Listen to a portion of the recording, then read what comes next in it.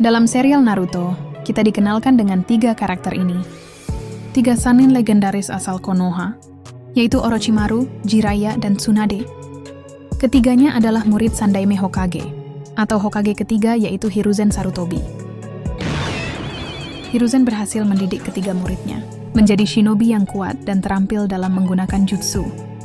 Hingga akhirnya pada Perang Dunia Shinobi kedua, mereka diberi julukan 3 Sannin legendaris oleh Hanzo, karena hanya kelompok mereka yang sanggup bertahan melawan Hanzo. Sayangnya perang itu menjadi terakhir kali mereka bertarung sebagai tim. Setelah itu mereka membubarkan diri dan memilih jalan masing-masing. Tsunade memilih jadi penjudi dan mabuk-mabukan. Hingga akhirnya dia dipilih sebagai Hokage kelima. Orochimaru, sementara itu Orochimaru terobsesi dengan melakukan eksperimen ilegal untuk menjadi abadi. Dan dia juga menjadi penyebab atas kematian Hokage ketiga, gurunya sendiri. Kemudian Jiraiya, dia lebih memilih berkelana sambil menulis novel. Salah satu karyanya yang paling terkenal adalah Icha-Icha Paradise. Jiraiya juga sempat ditawari untuk menjadi Hokage kelima, namun dia menolaknya dan menyerahkan titel Hokage kelima kepada Tsunade. Sial bagi Jiraiya, karena dia harus mati dibunuh oleh muridnya sendiri, Nagato dengan painnya serta Konan, tanpa ampun menghabisi sang guru. Berikut sekilas cerita 3 Sannin legendaris dari Konoha. Berawal dari rekan satu tim di bawah kendali guru yang sama dan saling melindungi. Hingga kemudian menemukan jalannya masing-masing dan saling melukai satu sama lain.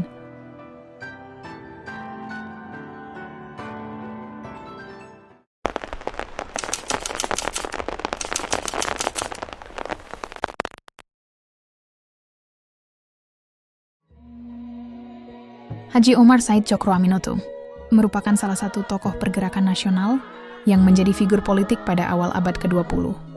Kiprah Cokroaminoto dalam lingkup pergerakan nasional dimulai dengan terjunnya beliau ke Sarekat Islam, yang sebelumnya bernama Sarekat Dagang Islam, dengan satu tujuan, yaitu membela rakyat Bumiputra dari penjajahan. Anggota Sarekat Islam merupakan golongan wira swasta, yang terdiri dari petani, pengusaha, pedagang, dan golongan intelektual. Sarekat Islam akhirnya berkembang pesat dengan jumlah pengikut sekitar 2,5 juta orang. Selain berkiprah pada Sarekat Islam, Cokroaminoto juga menjadi guru sekaligus mentor pada murid yang menjadi arah gerak Indonesia ke depannya, seperti Kartosuwiryo, Semaun, hingga Soekarno. 3 orang inilah yang kita sebut sebagai 3 legenda Sannin Indonesia.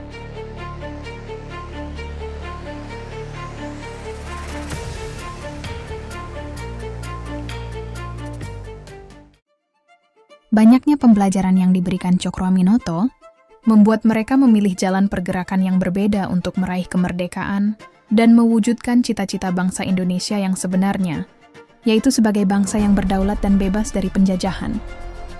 Masing-masing murid besutan Cokroaminoto mempunyai cara berpikirnya masing-masing. Sang proklamator, Presiden pertama Indonesia, Soekarno, adalah murid yang paling disukai oleh sang guru Cokroaminoto. Soekarno mondok di rumah Cokroaminoto pada usia 15 tahun. Saat itu Soekarno sedang melanjutkan pendidikan menengah umum di Surabaya. Di sebuah jalan kecil bernama Gang Panele 7, di tepi Sungai Kalimas, Surabaya, rumah Cokroaminoto berada. Disinilah calon-calon tokoh bangsa belajar ilmu politik, hingga terbentuk ideologi pada diri masing-masing, termasuk Soekarno, selama mereka bersekolah di kota Surabaya. Sejak dulu Soekarno telah dikenal sebagai ahli retorika, di mana kata-katanya dapat menggugah hati para pendengarnya. Hal itu tidak lepas dari latihannya di rumah kos di Kampung Paneleh bersama teman dan gurunya.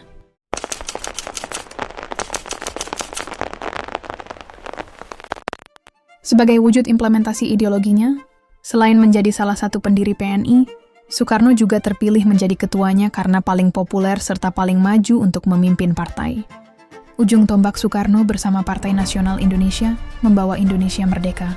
Hingga akhirnya Soekarno menyatukan konsep yang bernama Nasakom, yaitu nasionalisme, agama, dan komunisme. Pada akhirnya cita-cita Soekarno menjadi orang besar dapat terwujud. Dia bahkan menjadi orang nomor 1 di Indonesia yang dipandang dunia sebagai seorang yang nasionalis.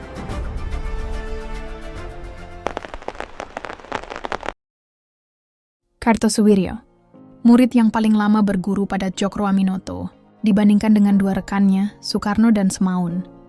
Bahkan Kartosuwiryo dijadikan stafnya dalam organisasi Serikat Islam. Ketekunan dan kecerdasan membuatnya menjadi sekretaris pribadi Djokroaminoto. Meskipun banyak bacaan terkait Marxisme, dan teman satu kos yang rata-rata beraliran kiri, seperti Musso, Semaun, Alimin, Darsono, hingga Tan Malaka, dia tidak terpengaruh oleh ideologi ini, dan pendiriannya tetap teguh untuk memilih Islam sebagai ideologinya. Dia semakin mengimani perjuangan rakyat harus melalui sebuah konsep Islam. Sebagai anggota Sarekat Islam, Kartosuwiryo bahkan ikut campur dalam membangun organisasi Islam, seperti Partai Syarikat Islam Indonesia, Partai Masumi, membentuk Laskar Hizbullah, Laskar Sabilillah, dan lainnya. Namun perpecahan muncul antara murid Djokroaminoto setelah kemerdekaan Indonesia. Kartosuwiryo merasa tidak puas terhadap proses jalannya kemerdekaan Republik Indonesia. Soekarno yang menjabat presiden dianggap melenceng karena terlalu banyak menerima ideologi. Dan Indonesia masih dibayang-bayangi oleh kehadiran tentara Belanda, khususnya di Jawa Barat. Terlebih setelah perjanjian Renville ditandatangani pada tanggal 17 Januari 1948, yang menurut Kartosuwiryo dianggap tidak melindungi warga yang ada di wilayah Jawa Barat. Kekecewaannya terhadap pemerintah membulatkan tekadnya untuk membentuk sebuah negara yang didasarkan pada hukum syariah Islam, yaitu Negara Islam Indonesia.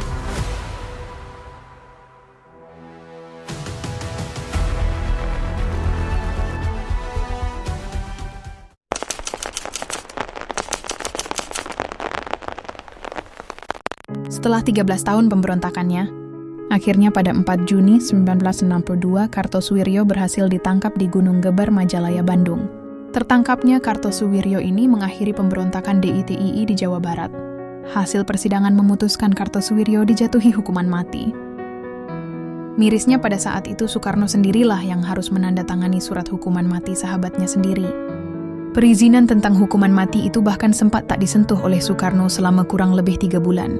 Bagaimanapun juga, Kartosuwiryo adalah teman kosnya semasa di Surabaya.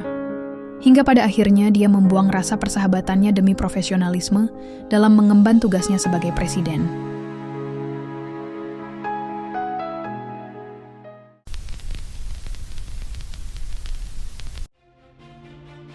Namanya mungkin sering diabaikan oleh beberapa orang karena ideologi yang dia anut. Tapi, perannya dalam kemerdekaan, terutama bagi kaum buruh, tak bisa diremehkan.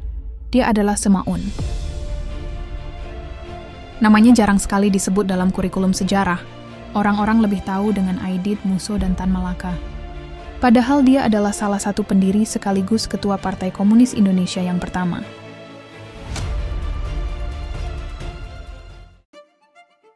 Berbeda dengan dua rekannya, Soekarno dan Kartosuwiryo, yang memiliki privilege keluarga terpandang. Ayah Soekarno adalah seorang guru yang juga keturunan bangsawan, sedangkan ibunya adalah keturunan bangsawan Bali dari keluarga Brahmana.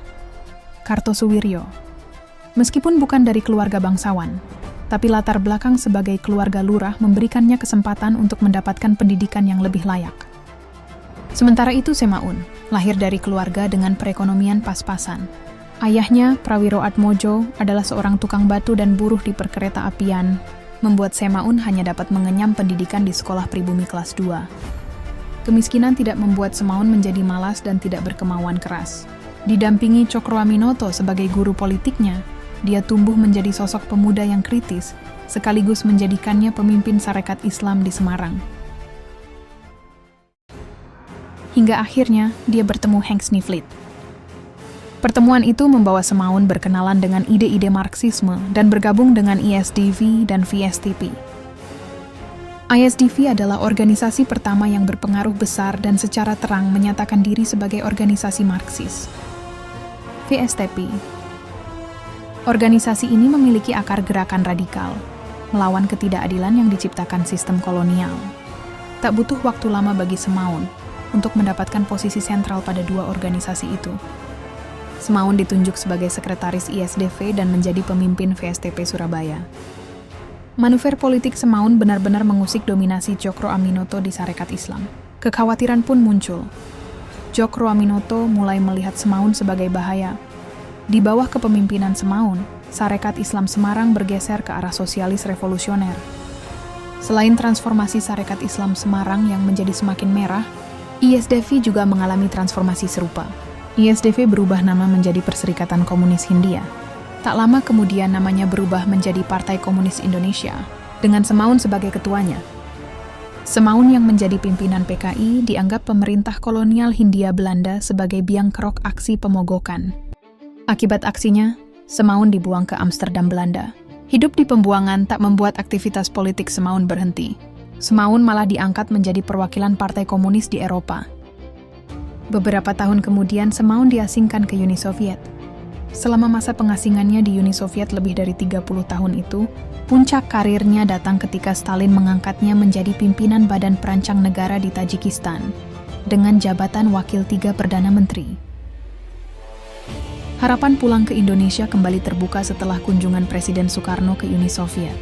Soekarno membahas permintaan pulang Semaun ke pimpinan Partai Komunis Uni Soviet, dan permintaan itu dikabulkan. Di Indonesia, Semaun tak lagi mengenali PKI.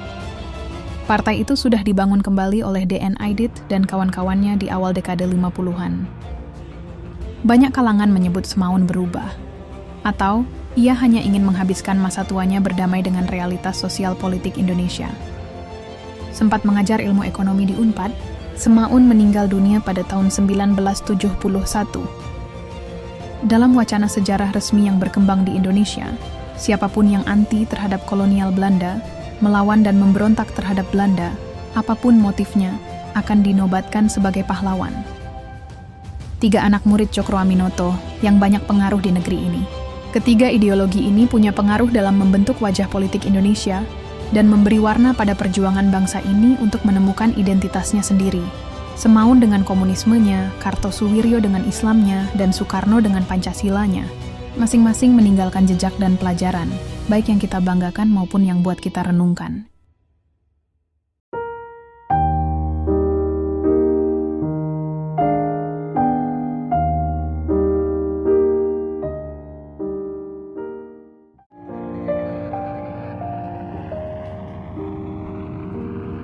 It's time to stop!